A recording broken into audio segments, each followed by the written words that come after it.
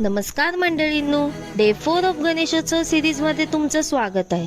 आज आमच्याकडे गौरीचं आगमन आहे, त्यामुळे सगळे मिळून आम्ही गवर आणायला आलो आहोत। आमच्या शिंगरे कुटुंबातील मूळ घरातील ही गवर आहे। गौरीची पूजा ज्या ठिकाणी केली जाते तिथली जागा नीट शेणाने सारवून सुंदर रांगोळी काढून तिरड्याच्या वेलीची हळद कुंकू लावून पूजा केली। गणपती देवतेची प्रतिष्ठापना झाल्यानंतर काही दिवसानंतर गौरीचे आगमन होते। गौरीला ज्येष्ठा गौरी या नावानेही संबोधले जाते। गौरी हे पार्वती मातेचे नाव आहे। परंपरेनुसार भाद्रपद महिन्यातील शुक्ल पक्षाच्या अनुराधा नक्षत्रावर गौरीचे आगमन होते। ज्येष्ठ नक्षत्रावर गौरी पूजन आणि मूळ नक्षत्रावर विसर्जन करण्याची परंपरा आहे। गौरी ही गणपती देवतेची आई पार्वती। पौराणिक कथेनुसार असुरांच्या त्रासाला कंटाळून सर्व महिला आपले सौभाग्य अक्षय करण्यासाठी गौरीला शरण गेल्या।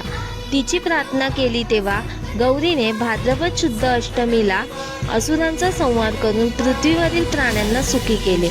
अखंड सौभाग्य प्राप्त होण्यासाठी महिला ज्येष्ठा गौरी हे व्रत करतात। परंपरेनुसार कलशामध्ये 7 बारीक दगड, 7 तांदळाचे दाणे आणि उजव्या अंगठ्याने 7 वेळा पाणी सोडले जाते। गौराईला पाणी भरलेल्या या कलशामध्ये ठेवले जाते आणि गौराईला घरी आणणाऱ्या स्त्रीने पाणी तोंडात ठेवावे लागते। त्यामागचे कारण असे, गौराईला घरी आणताना त्या स्त्रीने बोलू नये, त्याशिवाय मागे सुद्धा वळून पाहू नये। प्रवेश होण्यापूर्वी गौरीला हळद कुंकू लावून औक्षण केले जाते। जमिनीवर हळदीची बोटे लावली जातात आणि गौरी आणणाऱ्या स्त्रीला त्यावरून चालत यावे लागते। हळद ही जंतुनाशक आहे, तेव्हा गौरी घेऊन येणाऱ्या स्त्रीची पावले घरात स्वच्छ यावी हा त्यामागचा विचार आहे।